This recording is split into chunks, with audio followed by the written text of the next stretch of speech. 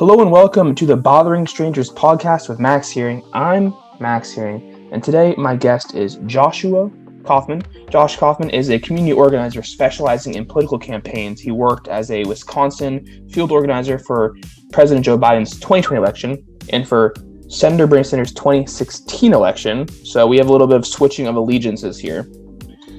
Josh also worked previously at the Chicago Department of Business Affairs, helping small businesses struggling due to COVID-19. And I hear he works out a lot. He's a funny guy. He runs a political comedy-based TikTok account called Political Pundit on TikTok. So check out at Political Pundit on TikTok. Josh, how's it going? Hey, Max. Good. Thank you so much for having me on. Did I hit everything? I think you hit it all, except I worked for Bernie in 2020 as well. And then when he lost, I went to Joe Biden. So yeah, you're right. I did follow the party line and supported Joe Biden in 2020.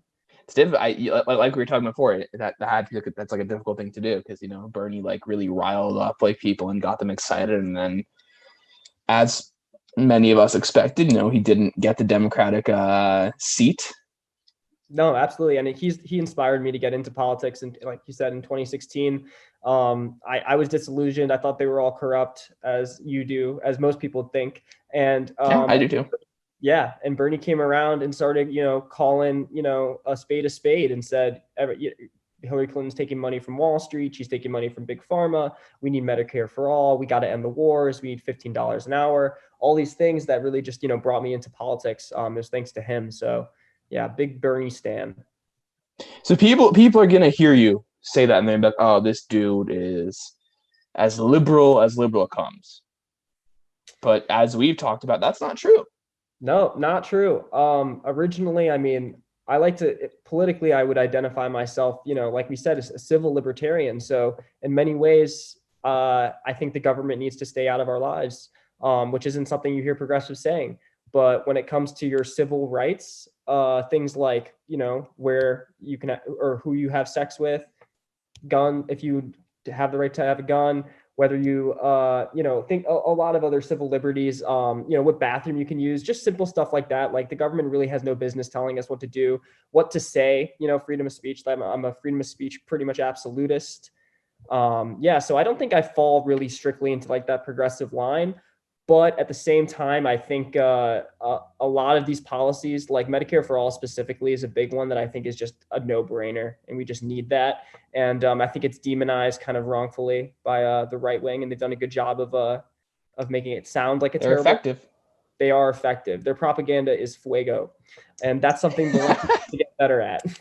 Yeah, I like that you're giving credit where credit's due, because you don't need to be liberal, you need to be conservative, but when you see someone doing a good job, you can say they're doing a good job. Oh yeah, Republicans can scare the shit out of anyone. I mean, most people just watching Fox News, you would think AOC is some terrorist or something, right? Yeah, I was I'll tell you, I was at my grandparents' house a couple weeks ago. I don't watch I by choice don't do CNN, and I don't do Fox and MSNBC because I just realized that they're just pushing out such a one-sided thing, whether it be left or right. So, but in my grandparents' house, there was Fox on. It was never not on, essentially. I'll just say that. And I couldn't stop watching Judge Jeanine Pirro. She's something, huh? And I'm sitting here, I'm like, she's gonna get hard. If you've never watched Judge Jeanine Pirro, I recommend you'll probably dislike her because she has those kind of vibes, but watch her anyway because she's gonna have a heart attack on set. And I wasn't watching it, but hearing it so much, I was saying, like, if you spend hours a day, an hour a day, whatever, listening to not the talk shows on, not the news shows, but the talk shows on Fox or on CNN or on MSNBC, depending whatever your allegiances are, essentially, you're going to get a really kind of a lopsided view of America. And you're going to get this view where you think, liberals are out to get us or conservatives are out to get us, depending on whatever it is. And it's horribly inaccurate. Yeah, you've said it. Yeah, exactly. I mean, there seems to be a lot of profit in the news companies, which have been struggling for decades to keep viewers, right? I mean, so cable news has been struggling, print media has been struggling. What have they found effective? Scaring the shit out of us And at first it was scaring us about, terrorists in the Middle East, but now, or scaring us about, Russian interference in our election. But now they think, okay, well, how about we scare each other about our neighbor, right? The Trump supporter, or, the crazy liberal that wants to take your gun. These are things that, that are just used to bring attention and bring viewership, and they don't really realize the detriment that it has to the country in the long term. And, it's really tough to even get information that's not, coming at it with an agenda. It's very difficult to just get like information as it is. You know what I mean? It's a huge issue. And I think, there's two thoughts in this category. There's the people that say, oh yeah, we should try and just give us information, no bias. We should leave your bias out of it. Leave your bias Possible. at the door. Exactly. That's my perspective. Is the other branch, which is there's no way you can eliminate your bias, right? That's just like you can't give any data set without eliminating other data sets that you don't show, right? Yeah. So there's no way just to give information. So I'm all about the belief where you just got to come up front and come clean with your biases, and then use your biases to express your information. So like, as long as you're being transparent and honest, then that's all you need from like any news source. You know what I'm saying? So it's almost like, oh, there's really not much of a difference between an op-ed, an opinion editorial, and a straight news piece, right? Like sometimes there's these like big distinctions that like the New York Times likes to make between the two. But in my mind, I'm like, even the straight news piece is giving he's giving what he believes to be straight news, but what is he not covering? And by not talking about something, you're giving your bias, you're giving your opinion. So yeah, and I don't know where we go from here though. I think independent media, podcasts, YouTubers, that's the future. People just hearing what they get from like the doorman instead of, the person at the top of the building. It's just the guy at the front door. Like, it doesn't matter. You just get your information from whoever. Facebook isn't the way. I'll tell that much.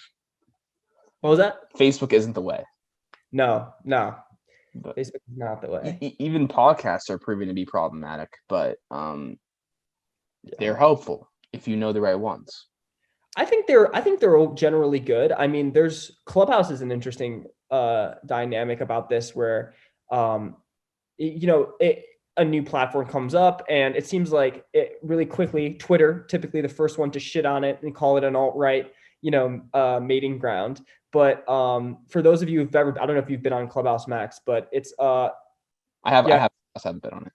I think you might thrive on it, but it's a great platform, and I like it because first, it's like live podcasting and streaming. But the concern, so there was a New York Times article about this that said there's unfeathered conversations happening on Clubhouse. What does that mean? It's so New York Times to like write that way too. Oh my God, disgusting. It was pretty much saying that like, in one of the, like, someone said something that wasn't true, and even though and someone a CEO used the R word when he was describing the Wall Street Bets Redditor page, so he wasn't even saying it in a negative way. It was in a term of endearment from the Wall Street Bets thing. Anyways, it was a hit piece story that they used to bring the platform down and try and make it seem like this is some right-wing platform. When in reality, I think Clubhouse does a great job of like actually spot checking, fact checking people right when they say something. I mean, you have a great community of people that are all listening and able to Google live on the spot. So I think that's like, the future of media is like just giving perspectives. Hey guys, I hope you're enjoying the episode so far. We actually have a sponsor for the episode this week, our first ever sponsor. This interview was organized by BasilPod, a new startup that wants to get more people on podcasts. Podcasting is a great way for you to build your brand, gain exposure in the industry, and talk about yourself to an audience that cares. BasilPod connects emerging voices with the best podcast. If you have a podcast, BasilPod will send you guests for free. Sign up for guests or be a guest on your first podcast for free at BasilPod on Instagram. And BasilPod set up this interview today with Josh and I. So check him out on Instagram at BasilPod. Let's get back to the podcast. You mentioned censorship. It's a big issue. Like there's been it's debatable how much censorship is going on, but it appears that there's at least some. So like in regards to like apps, like before Joe Biden was when he was elected, it was in January, like there was this app Parler, right? Don't know much about it personally. Obviously there were people saying, oh well, it's censored because it's right wing, and then other people were saying, well, they were using violent, measures essentially. So it was going beyond our freedom of speech. What are your thoughts on censorship? Is there a real censorship issue going on, especially with conservative opinions, or is it not such a big issue? Okay, so great question. There is a censorship issue in America. The issue is it's not only affecting conservatives; it's affecting progressives as well. So I think the Noam Chomsky, famous political intellect, often talks about this. He says like the American media, the way that they're able to like manufacture consent amongst us is actually the best way of suppressing opinions. So what do I mean by this? Let me give you an example. Are you familiar with Edward Snowden and like WikiLeaks and like all those drops? That is what if you want to give like a quick bio, just in case someone listening doesn't know okay. this. I'll do the WikiLeaks one. So Julian Assange started this organization, WikiLeaks. He's a hacker. He pissed off every major government in the world by releasing the fucked up shit that they've done on his website. And he claims to be a journalist, right? And I believe him to be a journalist, even though he doesn't write journalism. He just like exposes the fucked up shit that governments do. Well, he exposed the fucked up shit that the United States does, including bombing first responders in Afghanistan. So like blowing up a hospital, waiting for the community to come to see and collect the damage, and then blowing it up again. Julian Assange, the only reason we know this happened is because of these WikiLeaks drops. There was a bunch of other things that he did. There was stuff about Hillary Clinton cheating in the Democratic primary. There's in 2016. Anyways, what did the U.S. government do about this? How did they censor him? Well, they actually, it was to the point where he was staying in Russia for a while under asylum, or sorry, Snowden was in asylum. He was in the embassy in the United Kingdom, and breaking unprecedented history, the United States got the United Kingdom to go into this embassy, remove him, and now he's currently in United States custody waiting trial. And all for exposing information. So that's like real censorship, where they're actually going to, perhaps put this person away to death for exposing like the crimes of the United States.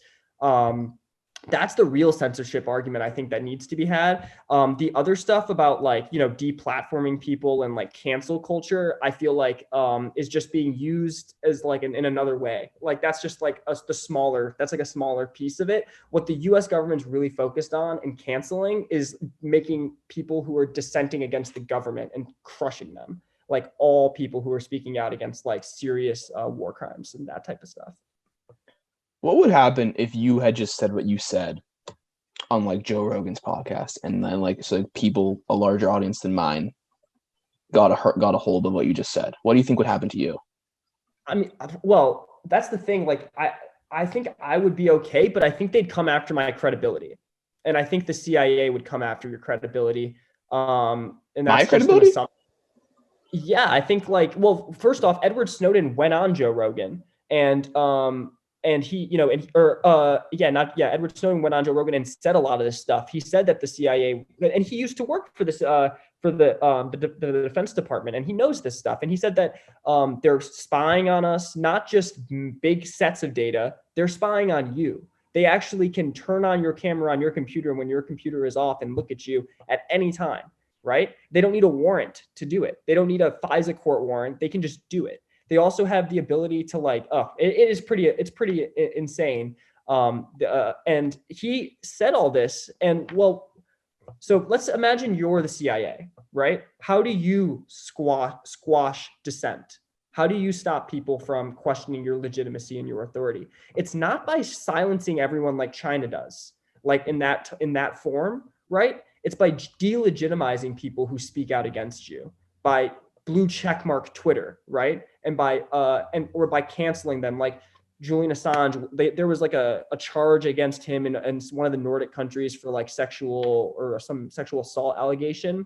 We now know that was like a fake story that was like CIA perpetrated, trying to cancel. So there's things like this. And am I saying everyone canceled is through a CIA conspiracy? Absolutely not. But when you get to the point of seriously impacting the power of our American institutions, that is when you become a threat, and that is when they'll come after you. It's how they did to JFK, Martin Luther King, Malcolm X, you name it. I mean, if you become a threat to the institution, they will come after you. And I mean, Pentagon Papers historically exposing the Vietnam War. They crushed his credibility. They called him a traitor.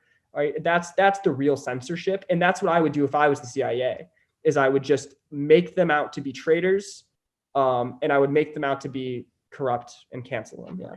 It's interesting to me as you say all this, because like I can already feel like there have been people who may reach out to me after listening to like this, what you just said, and they're gonna be like, man, like he's really a conspiracy theorist.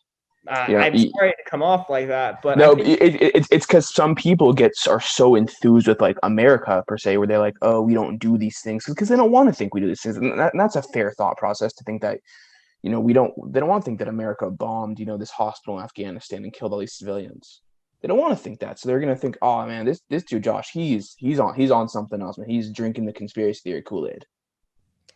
Yeah, and I think anybody who pays close attention to history, especially the history of the CIA, will become a conspiracy theorist. And that's, and that's like what they want you to, that's like kind of what, I mean, their history it's almost crazier than a conspiracy. I mean, you can look at what they did with Latin America, where they would just overthrow countries. Oh yeah, that's like common knowledge too. Like that's not even like a joke anymore. But so do you think because everything you were just talking about, this is stuff that you can Google. This stuff that you can find. You don't even need to go to the dark web. You can find this on like the web. Yeah. But sometimes it's not. Sometimes like the mainstream sources are like they end up just being straight up wrong sometimes. I don't know if you noticed, but there was a story about the Russians paying a bounty on American military heads. Did you hear about this story? I know. So essentially, there was a story that the CIA was leaking to the press. Rachel Maddow talked about it for 5 weeks, but pretty much the Russian government was paying bounties to kill American soldiers in Afghanistan and Syria. That was like the crazy bombshell story, and it was used to demonize Russia. And they ran with this in the media for months, and they talked about this shit. What do we know now? As of last week, confirmed this story was 100% not proven, and also highly just made up. And this is so. This is only after the fact, right? And then the question is, why would they want us to think that Russia was putting bounties on American soldiers? Why would the CIA or the Defense Department, the Pentagon, want us to think this? Well, it's to continue those hostile tensions towards Russia, so they can get away with those ridiculous military budgets that they're doing. They can get away with continuing to push forward in Syria and push back against Russia. So let me ask this: where did you find that information that this isn't true? I remember when the story first came out, I was skeptical of it, and I was looking into it as I do, and I couldn't find it was just always anonymous sources just leaking stuff to the MSNBC, New York Times. But then the story that came out, it was I think the New York Times came out and said that this was BS. Okay. I think let me double check though, because I forgot where I read it. But there was multiple people, multiple stories saying that the Russian bounty was not true. So in your opinion, where do you think people should be going for the most accurate information? Obviously, we talked about there's going to be bias. That's life. But where should people go for the least biased information? Okay, facts. I always like finding people who acknowledge their bias. So if you're like me and you have nothing to do all day and can spend it consuming a shitload of news, then I recommend Democracy Now! For your leftist worldview. And then you can get your One American News Network to see what the Trump people are thinking and what the Trump rhetoric is. But as far as great reporting, I mean, always be questionable with everything, right? That's the first thing. But Al Jazeera historically has been really good. I mean, Reuters and AP and the BBC are traditionally really great, Newsline streaming services. And you can obviously count on what they're being you can give what they say slightly more credibility than you do traditional cable news or other news outlets. Yeah. It's interesting you said Al Jazeera, because that, in my mind, that's never been a terribly reputable source, because the whole Israel-Palestine conflict, we know where they lie, and that's their bias on that issue, right? Right. So the point you're making is that the reason you trust them more is because you know what they're trying to do.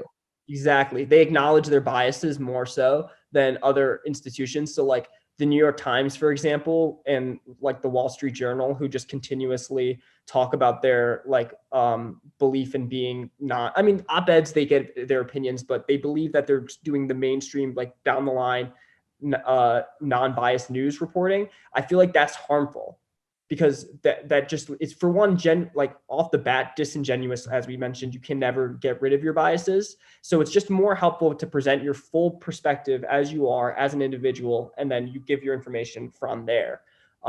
That's kind of what I think works best, and that's kind of, and then you're kind of piecing together everyone's opinion, and I think that's what becoming an informed citizen is. It's not necessarily taking like these numbers and extrapolating data sets to come up with policy solutions. Like no one has fucking time for that shit. So I feel like it's much better just to look out for smart, informed people who you think, you know, are honest and authentic. I think that's the biggest thing. And so Ryan Grimm is another one at The Intercept. I like him a lot. You know, I think he's just an honest journalist trying his best to make sense of the world.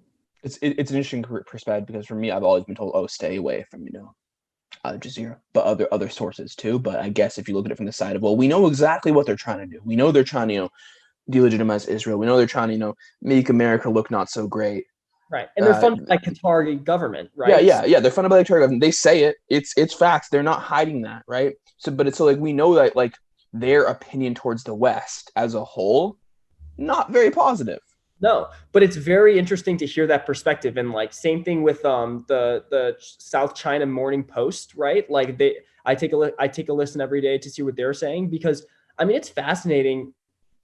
Growing up in America, I always kind of thought that, we were the center of everything, and that every country wanted to be us, and that it was like, that we're exporting Westernism to the world, and all the other countries were authoritarian and they were the bad guys, right? And we are the good guys. But once you start to read other news sources and you start to understand that like it's not black and white, and that China's system, despite how oppressive it is, just like the oppressive American system, isn't inherently like way worse or like than our system, and that's a radical take. But saying the Chinese system is, you're not saying the American system and Chinese system are equally as oppressive. No, not. But we can have that discussion on which one's more oppressive, right? Because if we're saying which country incarcerates more people in the world, right? The United States incarcerates, and like in China, you'll see Chinese school children say, wait, in the United States, don't they just lock up black people? Like 1 in 4 black people in Florida are felons and can't vote. They take the rights of voting away from 1 in 4 black men. Like, and they look at that as, like that's not democracy. And then they talk about that. They look at that the way that we look at China and say, well, it's a communist dictatorship. Exactly. So the perspective, so it's just a perspective switch. Right. And we come from this position, and this is really hard for a lot of people in the West to wrap their mind. It's hard for me to wrap my mind around, but like maybe, and I'm not saying I believe this, but this is just an idea I think everyone needs to think about. Maybe democracy isn't the best way to operate a government. My God. I don't know if that's true. I don't know. You're just saying it's an idea. It's a concept. It's an idea that needs to be said, because let me just say this: in China, you look at these farm villages; they're able overnight to industrialize, to build out cities. There's single planning resources. I mean, obviously, central planning failed under like the Russian Revolution, but we're 100 years past that. Okay, look at our technology and our advancements. We're able to be highly efficient, and a single party just gets shit done. And I'm not saying, and like, our 2-party system, or we have such a gridlock, it's really, and I'm not saying like, and I think you need a combination of it. I don't think, but I just for the viewer and myself, you're not saying it's the best system. You're saying there are upsides to the system, because at the same time, as we know about China, they have larger censorship issues than we have. They have, freedom of speech issues. They have issues that we don't even fathom in America, because they don't exist they only exist on a very small level. Absolutely. No, you're right. And it is, so there are aspects of both systems that I think we need to take the best of both of them and try and fix our system. And I totally agree. And you're right. It's not fair to say like, oh yeah, China is better than our system, or we're better than China's system. I think either way of saying that necessarily diminishes like the overall study of like international affairs, right? And we should be looking at it as what are like the pros and cons of each. And I think there are a lot of pros to China's system that we don't talk about. Like, for example, throughout the or 1900s, they had the fastest growing rate of getting people out of poverty that we've ever seen in the entire history of the world. We've never seen so many people learn to read and become that we saw in China in this like the last year. We also saw their evolution. Their education advancements. There's a lot of benefits to like China's like they produced more concrete than like 5 times more than in the United States. Like okay, so I don't just so I understand you're saying, and please correct me if I'm wrong. You're not sitting here glorifying China. You're just saying like, even though they have things in their system that we don't want here in America, we can try to take the efficiency of like taking people out of poverty or something like that and say, hey, maybe there's something we can take from there and bring here. Exactly. That's all I'm saying. And I think that is, and why am I nervous about saying that? Because I don't want it to come off nervous hearing you say it. Like I'm getting nervous sitting here hearing you say this. No, and I hear that, but I think this is just an honest conversation that we need to have. And like, what are the odds that we were just happen to be born in a system with the best system? Like, we need to look objectively at other systems and think, what do they have that we don't? I mean, Cuba, for example. I mean, a communist system. No one's you're making me nervous again. But best medical schools in the world for Cuba, right? Why? Because Castro saw it as important to prioritize education in his country. Castro saw a bunch of other things as priorities too that were pretty fucked up, but he did happen to produce some of the world-class doctors in Cuba. That's just all I'm saying is that we gotta so how can we as Americans take that system of medical schools while keeping our democracy and keeping our rights? Yes. And how can we go to that? Okay. All right. See, you brought up Cuba. I don't know if you saw it on my face, but I got nervous. Yeah, no, I did. Oh God, he's gonna say something positive about Cuba, and people don't like that. No. I hope this interview goes viral. I hope all my interviews go viral. That's fast. I don't know if I want to be known as the person who's like glorifying China and Cuba for like the specks of. You know what? You're right. I have no doubt if this does go viral that people are gonna hear it the wrong way. Because even I was trying to hear it the wrong way.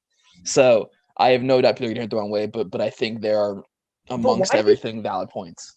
But why do you think like so many Americans have this like initial like gut reaction where they say like any validation, legitimization, or glorification of any aspects of other countries just kind of like it's not other countries, it's dictatorships. No one's right. I don't think people aren't going after democracies.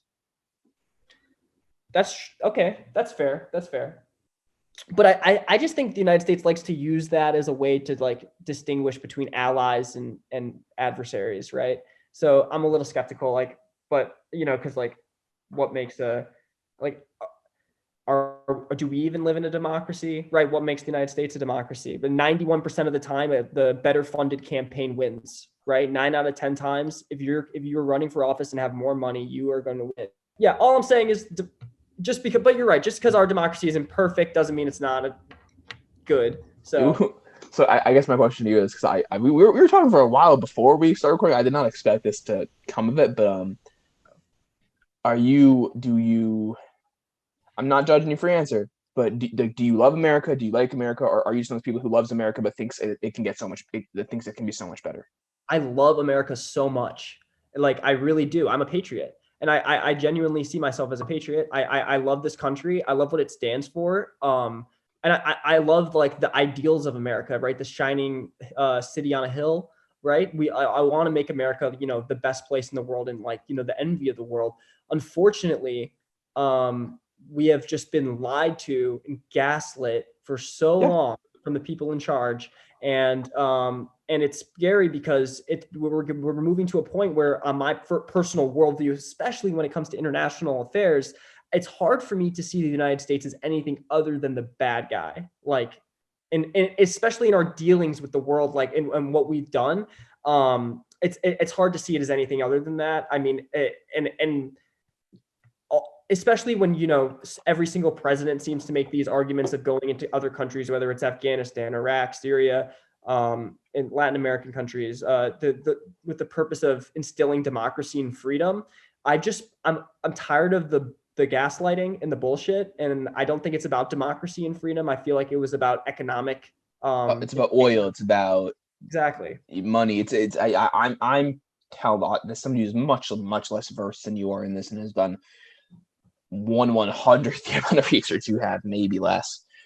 I'm tired of lies. Like for me, like it's I'm tired of like just lies where I by the way, and I see a difference in generation because I have these conversations with people who are boomers or whatever the generation between millennials and boomers is. I can never remember the name of that one. Millennials and Gen X. Yeah, Gen X. So boomers and Gen X are, and I have these conversations and I say, well, it's like they talk about like let's just talk about Afghanistan, right? That's kind of relevant to right now, I would say, or Iraq, and it's like, well, why did we go? Oh, we went to go bring democracy. And it's like, do you think we really? This is I'm not normally one to put such my opinion such out on a podcast, but it sounds so skeptical. It sounds so ideal. Like, do you think we really put that much resources? It sounds a little idealistic for us to put that much resources into a country in the hopes of bringing democracy, like in a region that's unstable, historically unstable. So right. So you know that bringing democracy is going to be incredibly difficult. So do you think that's the only reason why? There also happens to be a lot of oil there. I mean, it's not even a secret now. Last week, Kamala Harris was at an event and said, we fought wars over oil. Now we're going to fight wars over water. What she didn't realize is that she just let the cat out of the bag and said that we were fighting wars over oil. We all know it, but it was nice to hear it. Right. It was nice to hear it. As time, I think we also have to recognize that, we're looking at something 15, 20 years in the making. Not that we were too young for this time, but if, we were around in 02, 03, we would have thought of it differently, like. Oh, for sure. I mean, the rally around the flag phenomena is a real thing. After 9/11, the entire country was ready to go to war, and all the mainstream media, left, right, center, were all pushing for it. And there was no one pushing back against it. And in fact, the people who were pushing back against it were fired from their cable news positions. They were considered to be like un-American. If you were like a person of status, yeah, and you said maybe we shouldn't do this. They'd be like, yeah. Why do you hate America? It's total gaslighting. It's total propaganda. And it's the worst part is, like, we went into Afghanistan, to eradicate terrorism, to fight Al-Qaeda. Well, the funny thing is, that was 20 years ago. We've moved to the point where our temporary Afghani government that we have in there has no, ability to have a temporary agreement with the Taliban. So there's just all the parties in there want the U.S. to leave at this point. And so I think it's time we get out. And it's funny because Joe Biden just this week, major announcement, said that by September 11th, 2021, we're going to be out of Afghanistan entirely.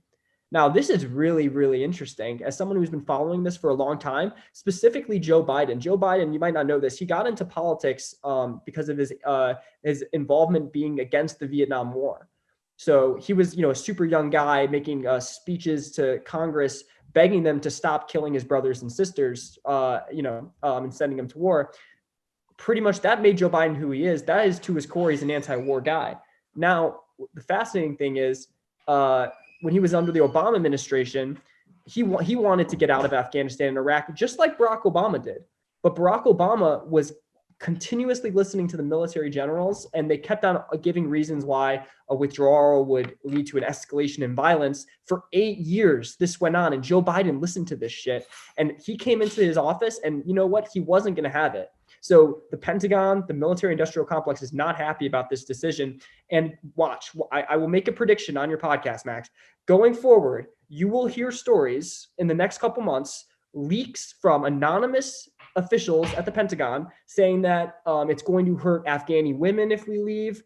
It's going to be bad for the stabilization of the entire region. There will be terrorist attacks in America if we leave Afghanistan. You will hear all of this shit for trying to, and they did it to Obama. And we know this. I mean, Obama talks about it in his book. As time passes, we learn these things because then you can talk about them. Yeah. When it's 10 years down the line. Yeah.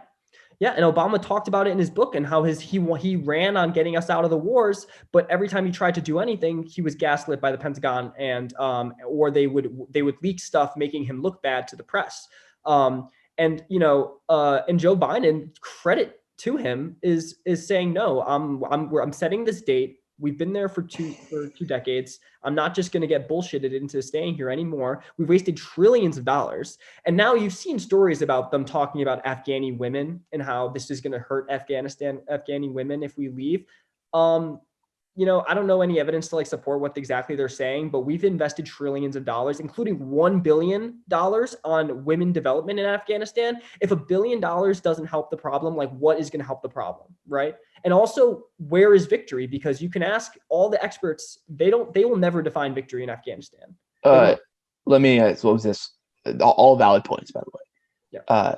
There is a downside though, right? There are possible downsides where you're sitting and you're saying, there are still some regions, some provinces in Afghanistan that are not controlled by the Taliban.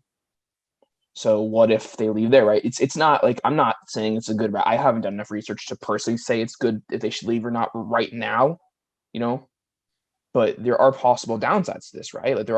There can be bad stuff happening as a result of the troops withdrawing.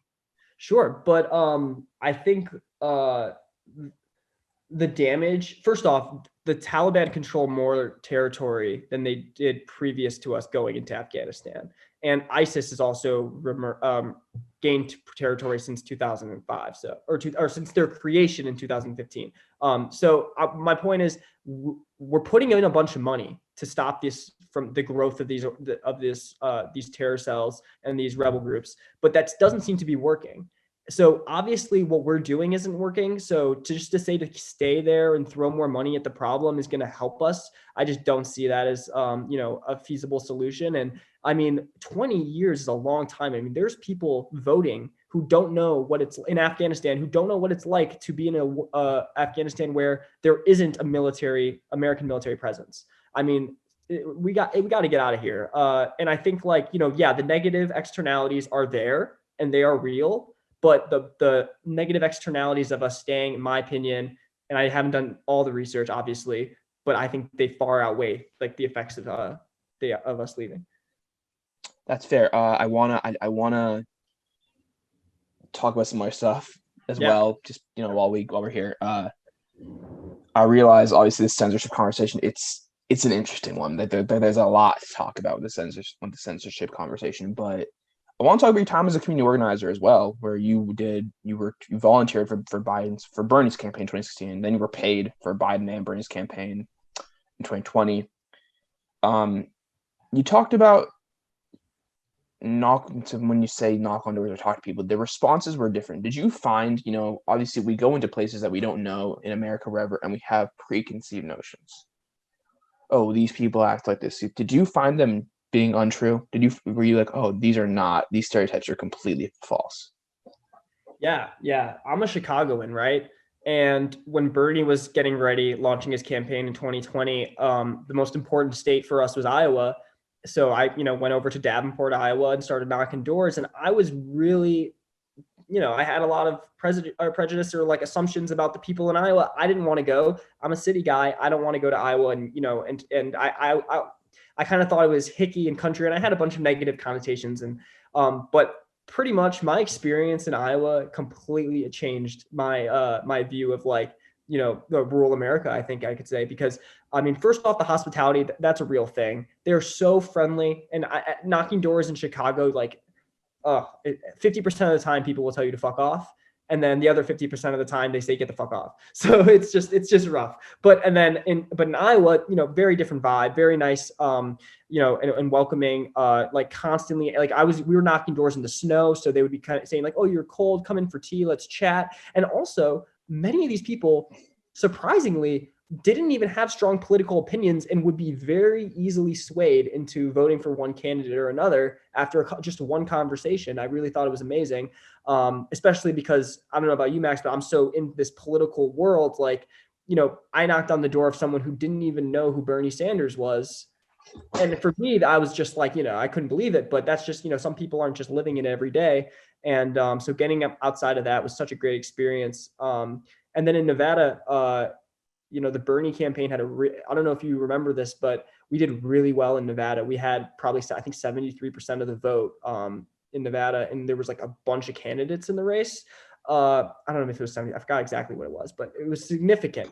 And it kind of changed the game for organizing. So typically in Democratic politics, they tell you don't go after the Latino vote because they don't have a return, right?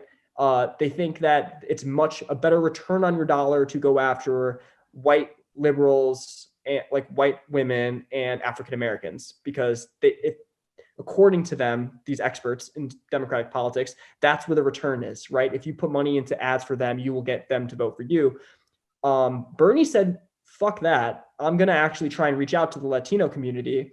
And he ran Spanish ads, both on the radio and on TV, all across Nevada. He reached out and he won an amazing percentage. He was able to get to the young people who were Latino to bring their abuelas and abuelos to the polls.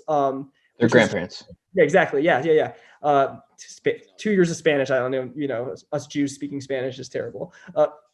Yeah, but he was able to do that, and also by being there early on was huge in Nevada. So that was like an amazing thing where people thought there was no point and that these people would never vote. Because for one, this community historically is kind of afraid of government institutions, right? A lot of having relations with people who are here illegally. Like, why would they want to, you know what I mean? Like they didn't see the benefit in their cost benefit of going to vote. Bernie changed that. He reached out to them. And my favorite story is right before the Nevada caucuses, the unions in the hotel industry came out against Bernie Sanders, the leader of the unions. It's a big deal. For the service workers. It was a huge deal. We thought it was going to crush the campaign at headquarters. But the leadership actually on the Bernie campaign wasn't worried at all. Why? Because they've been laying in the groundwork for like a year with the actual workers, not the union leadership, right? So why didn't the union leadership like Bernie Sanders? Because it was because of his Medicare for All proposal. And the union leadership said, we worked really hard for our healthcare benefits. We don't want to, take a chance on you. We like our healthcare, right? Bernie saw that as short-minded, and it was kind of this would have been better for everyone if they supported Medicare for All, right? But the actual workers in the union went against their union leadership. And I don't know if you've ever voted in a caucus. You actually have to vote in person and in front of everyone. Walk over to the side you're voting for. So imagine this: at the casino voting sites, all the workers and the casino staff were all saying "screw you" to the union leadership and walked across the line and voted for Bernie Sanders. And really said, no, we're not going to fall in line because we know you're doing this for the benefit of the union, not for the benefit of us, of everybody, right? So the benefit of keeping their reputation as union leadership, right? Because they fought for their healthcare benefits. So that was amazing. And I think that changed the whole way we look at organizing going forward. It's interesting, because from what you've seen, it's like we always expect people to act one way, and it's rarely ever the way they act. Obviously knocking on doors and such, wherever you may be, you're going to run into conservatives who just don't want to vote for a liberal.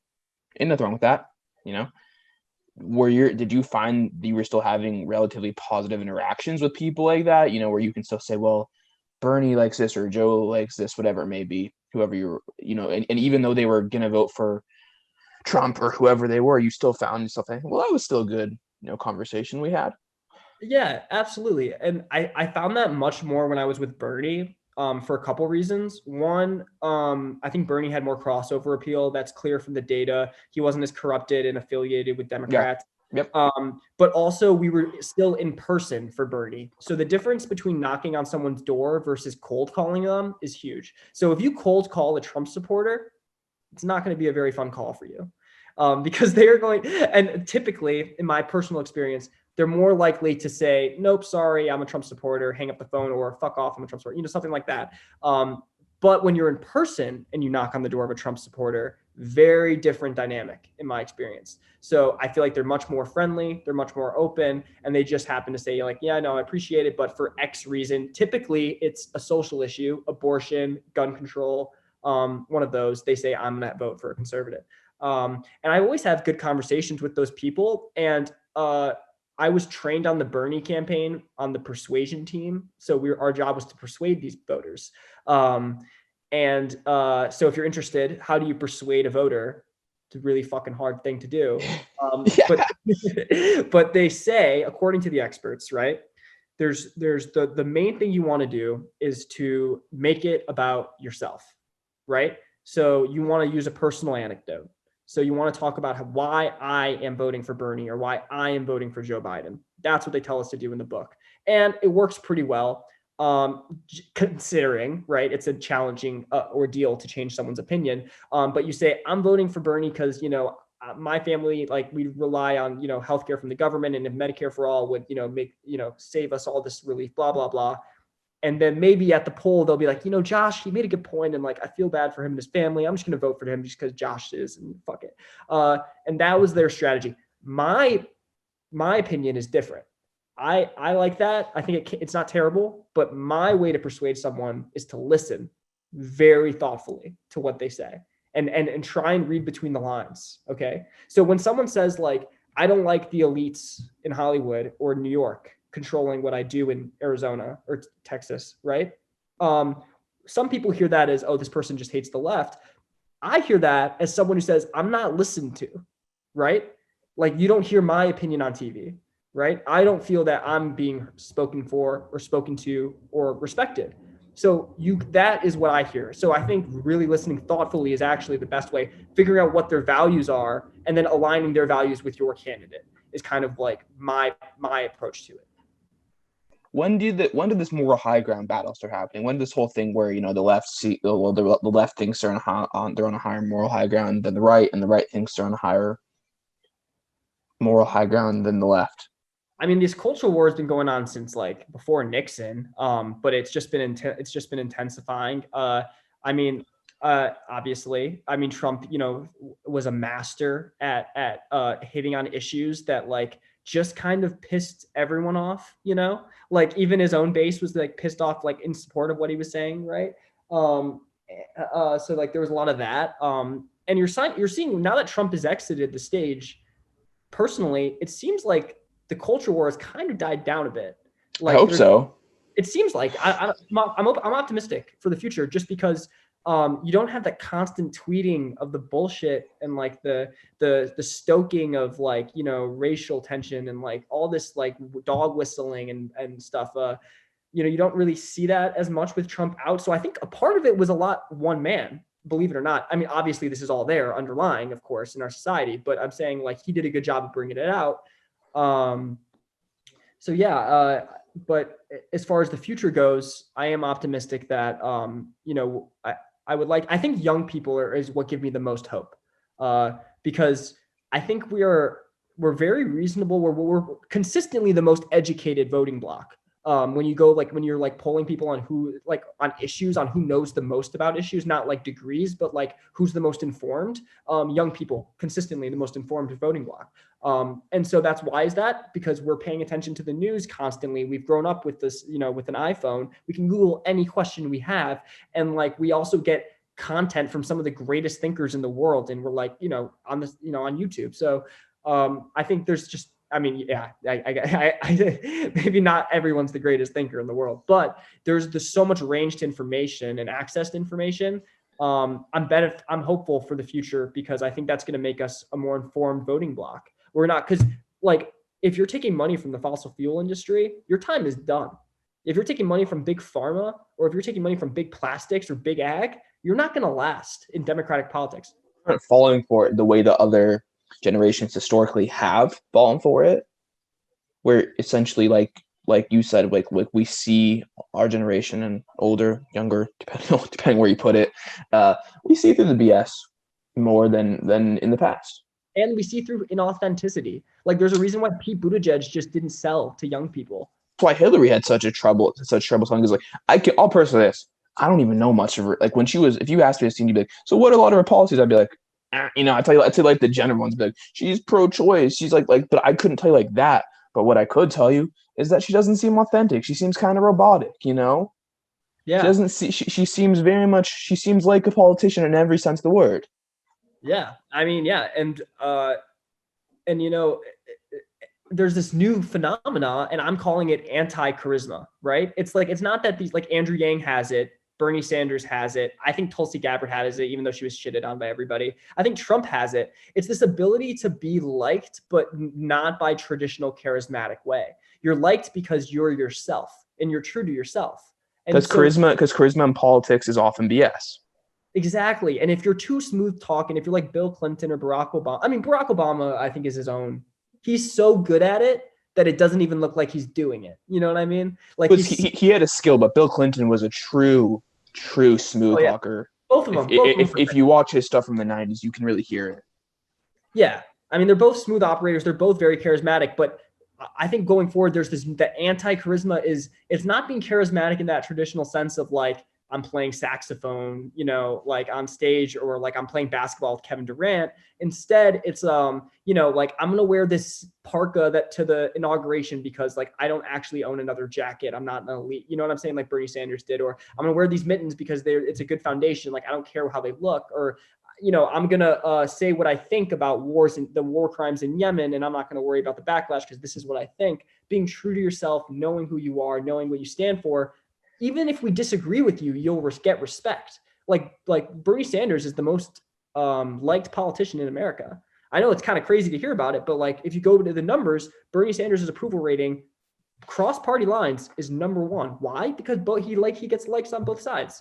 It's I think in Bernie Sanders' case, it's very interesting because he's done something that we haven't seen from a politician on that level in a very long time. Where regardless of his policy, people know he's very liberal. He has a lot of like, I don't know if that they'd be called socialist or welfare policies, but a lot of like very left wing policies that are not going to be liked by a lot of left wing people, by all right wing people, But he has an honesty thing going for him, at least what appears to be honesty at the very least, where you can say, you know what, I don't even like his politics that much, but I can't help but like this dude.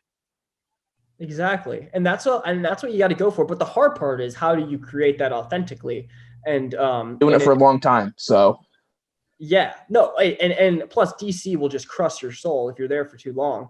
I mean, and eventually, I mean, everyone is, the biggest fear if you're in DC, if you're a representative or a senator, is someone going to primary me? Am I going to lose my seat? Right. And so you're constantly on this fear of you're going to lose your seat. You're constantly raising money. You're constantly like, moderating your stances. You constantly don't want to vote on stuff that people actually care about, because if you have to make a hard vote, people will vote you out. So that's why it's so fascinating how Democrats, now they get control of the House and, the Senate, and they're focusing on gun control, like with a pandemic going on. Like I get it, they got the first CARES Act and they got the national initial stimulus. But it also like we talked about, we were talking about this right before we even came on. Like there has not been a lot of progress. I don't even care where your politics lie on gun control. I don't care if you're Republican or liberal. It's obvious that there's been little to no progress in instituting more gun control. There's been you're saying there's been no progress, and there's been little bits of progress. There's been like very little progress. So it's like, it just seems like a waste of time. Yeah, I mean, and it's signaling. It's not actually about like good policy to like help the most amount of people. Like, you know how many lives Medicare for All would save? Like the number one cause of death in the United States is medical bankruptcy. Number one cause of death. And it would be easier. It would be easier to. They would have a better chance focusing on Medicare than gun control. I mean, it's politically popular, like, and people don't fucking hate it, like how people fucking hate gun control. Like I said, when I was talking to Republicans, like no Republican is just like, I don't like Bernie Sanders because of Medicare for All. Like like what? No, that they're gonna say I don't like progressives because of guns or abortion or these other cultural issues, right? So I think staying away from those generally, and that's a controversial opinion I have, and I understand I get pushback from people in my party about it, but I think staying away from the social issues and focusing on the economic issues is how we win elections. but to me, it just sounds like, and I'm not part of your party, so I mean, obviously, you're talking about people who work in the party, but like to me, that sounds like a pragmatic opinion where you're just saying, let's focus on the stuff that we can actually make a change with, and there, of course, I realize there's other stuff we want to focus on, but we can't really do so much. It's just like you're shooting yourself in the foot. You're alienating a huge group of people that could be a part of your coalition, and you're alienating on stuff that you actually don't have much impact on. First off, the courts have already ruled on abortion. Abortion's legal. Yes, access is important. We need to support Planned Parenthood. All these things are true, but to make that the center stone of your campaign for Congress is not an effective way to bring on and expand your voting block. It's not a way to bring people into your party. So Party vote one liberals tend to vote one way on that issue anyway. exactly. And the funny thing is these same people that talk about gun control and abortion all day are the same moderates that like you'll see in DC that are like taking, doing corporate bailouts and giving tax cuts to the rich. So it's just like it's such a game. It's such a game. I do want to say though, however, and I've agreed with most of what you've said on this one. I found that that's why, in my opinion, when I look at why Donald Trump lost this last election, it's because he decided to double down on something where he already had support, and what he did in doubling down was he lost. This is just how I see it. I'll say that what he did in doubling down on, oh, the pandemic, oh, it's not that bad, oh, you don't wear a mask. Eventually, that became, oh, wear a mask, but I'm not going to wear a mask, and then you know what I mean, like the kind of like not taking the pandemic very seriously. He already had votes. He already had people who agreed with him. But when he doubled down on that, he lost people who were in the middle, who were gonna vote for him, but their vote wasn't that secure. Yes. And they said, I gotta vote for Pete or no, Joe. For Joe. See, I vote for Joe because he's taken it seriously, and I recognize it as an issue. Yes. And that's why he lost. That's what I see. The election was very, very close. And people don't realize that. We're talking 30,000, 25,000 votes. That's generous. In certain states going one way or another, swinging the election. So like very close election. And what made the difference? Well, you're right. COVID definitely saved the Joe Biden campaign. If COVID didn't happen, I'm 99% sure Donald Trump would be our president right now. I honestly agree with that. And the reason, and there's so many things that back that up. And the fact that COVID worked so well for Joe Biden. First off, what was Joe Biden's biggest weakness? It was Joe Biden. They were worried about him going out and making gaffes and putting his foot in his mouth and saying old, stupid stuff.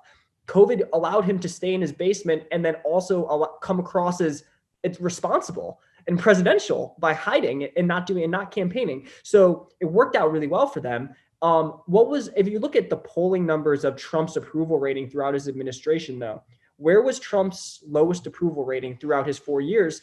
It was the day he did the tax cut, where he passed the tax cut to cut taxes for the rich and corporations. That was when he had his lowest approval rating. And then COVID comes around. He actually had an initial bump because of like the president, we were all rooting for the president. We didn't blame him for COVID at the start, right? We were all rooting for him to like figure it out.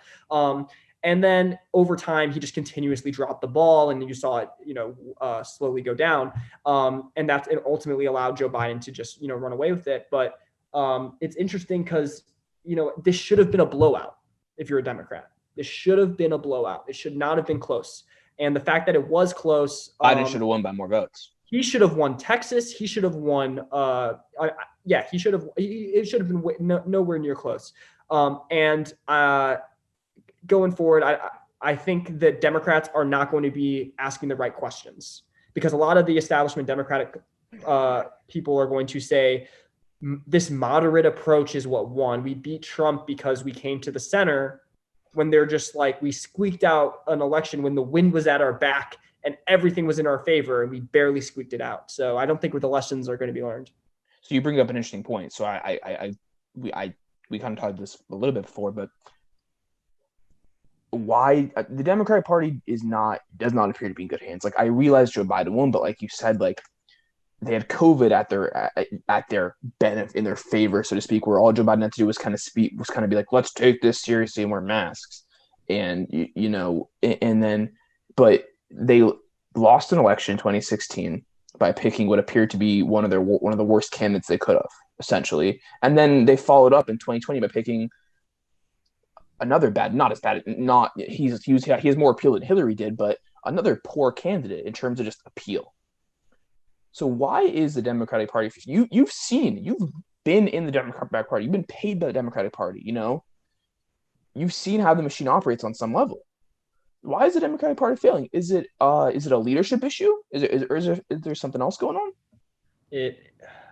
So the DNC, Tom Perez, former chairman of it, they were in debt in 2016, and the Hillary Clinton Foundation or Hillary Clinton campaign bankrolled them before the primary.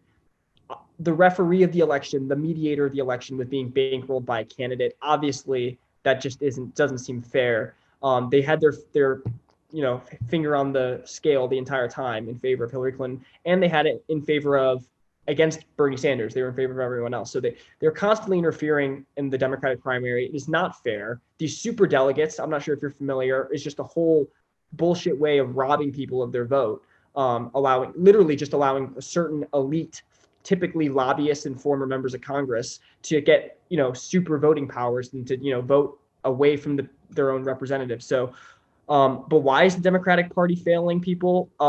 Well, they think they need money to win, and they think the only way to get money is to bend the knee to the corporations.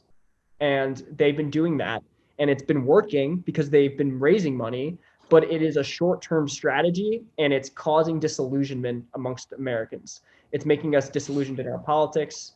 We don't trust politicians. We don't think they're looking out for us, and it's because they're not. They're looking out for the quarterly reports of Boeing, Raytheon, Lockheed Martin, Amazon, Apple, Facebook, and Google. They're not looking out for Main Street. They're not looking out for how we're going to pay rent. And also the loss of unions in this country is devastated the Democratic Party. And the Democrats have done nothing to stop it because they are bought out by these corporations that are benefiting from the loss of unions. So, and it's like that dynamic I explained in the Nevada workers union. It's the same dynamic where the leadership of the union was anyways, it's ultimately it's corruption. It's corruption that's causing the problems. It's kind of been frustrating. I mean, as for me, from a very, very casual standpoint, it's been very frustrating to watch just like them pick the wrong candidates because we know that the people don't want Hillary. I mean, they may vote for Hillary, but they don't want Hillary. That they don't want Biden because he's proven that his health is questionable, as was Bernie's health questionable too. Mm-hmm. And in his case, he doesn't really know how to read a teleprompter all that well sometimes, and his age shows. Let's just say that. You haven't worked with the Republican Party, at least not yet. Mm-hmm. You've only worked with the Democrat Party. What do you think do you think the parties are just so similar? Do you think they're different? Like, what are your thoughts on that? There's actually so much similarity. It is shocking. I mean, foreign policy, it's really hard to see differences. Foreign policy seems so similar. It's the military industrial complex that's calling the game, that's calling the shots. Maybe that Biden's, recent cry to get us out of Afghanistan is a changing tide in that. And I hope that's true. I'm skeptical, but I hope that's the case. But besides that, yeah, our foreign policy has been almost identical. Domestic policy has been extremely similar too amongst Democratic and Republican administrations at the federal level. I mean, there isn't too much difference when it comes to exactly what's going on like day to day. You mentioned Biden's age, and that was a big thing for a lot of people on the ground. I noticed was that they didn't want to vote for someone who was old, right? Because they thought that he wouldn't be able to handle the responsibilities and the duties of president. How do I say, okay, the being president isn't necessarily about, and while it's important to be cognitively there, you're one person. The responsibilities of the president is all about personnel. It's all about the people you put around you. So do I think Joe Biden's going to be able to put like the best people everywhere around him? I have my reservations, but I do think he is able to put competent people in his administration who genuinely believe in government, in its effectiveness, opposed to Trump. Because there were some issues that were pretty, like the EPA, for example, Environmental Protection Agency. I mean, Trump had appointed someone to head that department who doesn't even believe that department should exist, right? So yeah, like there are differences in that sense, but I think the differences are honestly overblown. because there are like the difference between Barack Obama and Mitt Romney. It's like two very moderate, one moderate liberal, one moderate conservative, or yeah, the only big differences are their social thoughts, pretty much. exactly, in which they have very limited influence on. I mean, sure, they appoint a Supreme Court justice. That's probably the biggest thing or the appointments to the courts and like circuit courts. But besides that, yeah, there isn't too much where the cultural issues come up in a presidency. And even Barack Obama's his main accomplishment being Obamacare. Yep. That was actually Mitt Romney's healthcare plan. I don't know if you know that, but Mitt Romney was I learned this. Yeah, so it's Romney Care. Governor of Massachusetts, right? And he basically did the same thing Obama did, but for the state of Massachusetts. Exactly. And the funny thing is, 0 Republicans still voted for Obamacare, even though they wanted single payer. Obama ran on single payer in 2008 and then quickly realized that would never happen. And so he went all the way to the Republican plan, and they still got 0 Republican votes. So it's like, why play ball with people like who are not even going to get, play ball back. So I would argue that, it might not even be beneficial at all to meet halfway with Republicans, because they're not doing it so in good faith, I would argue. Well, when you look to the future for yourself, you described your own party that you worked for is corrupt. The Republican Party also has its problems. Do you see yourself ever working for one of the parties again? Like, it seems very problematic, I'm optimistic that the progressive wing of the Democratic Party, and this is not to be confused with the social justice wing, right? I'm talking about true progressives, all right, who are fighting for specific economic justice, because I'm optimistic for the ability to reform. I think that we can make a difference by, first off, in 2016, it was kind of the game changer where Bernie said, I'm not going to take your corporate money. Even if you give it to me, I won't accept it. That was the first time we've seen someone do that. And so I think that's a big first step. Now other people are starting to do that. We're seeing local people running for office refusing money from corporations. We're seeing a bunch of people statewide races running for who refuse corporate money. I think that's a really encouraging step to eliminate this corruption and focus on like economic justice for people.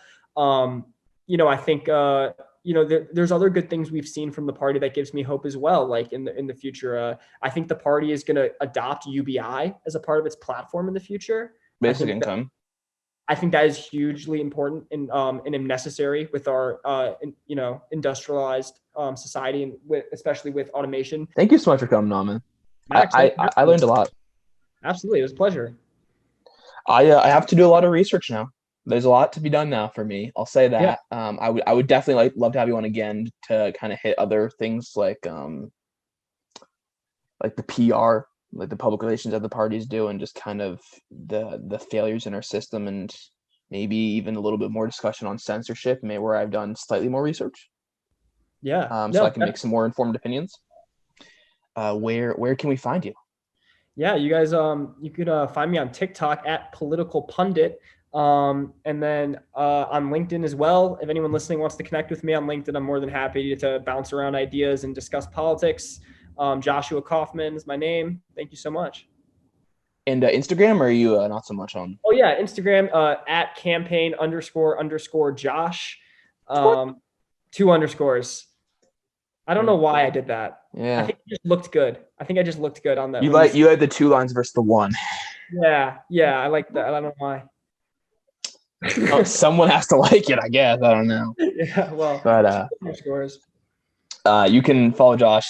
So TikTok's your big one, right? That's like my newest one, and that's what I'm kind of been having fun with. I'm going to start posting more content on there, like more well-edited videos, talking about like specific issues. Because right now it's just kind of me making jokes of like the news of the day. But I'm going to start focusing on making like a little bit more curated content, a little more thoughtful, in-depth analysis. Love it. I'll check it out. I have TikTok too. So follow Josh at Political Pundit on Instagram. Is it Joshua Kaufman or Josh Kaufman for LinkedIn? I go by both. My friends call me Josh though. But for LinkedIn, what are you? Sorry, Joshua Kaufman on LinkedIn, and it says Democratic Party of Wisconsin. You should find me there. And Campaign Josh on Instagram, and I'm sure you'll find him on the news before you know it, being blacklisted by the government. Yeah, throwing yeah. down some conspiracy, what they appear to be conspiracy theories. So we'll look out for that too. Oh, definitely gonna. Yeah, can't wait for my out of context New York Times hit piece taking me down. If you go into if you do this on many podcasts, I could for sure see it happening. Oh yeah, true. No, I guess I should probably start off and talk about points of common agreement. Yeah, that would help. That would help. But yeah, check him out there and follow Bothering Strangers on Instagram. And everyone, thank you for watching. Thank you for listening. However you take this in, and everyone stay safe.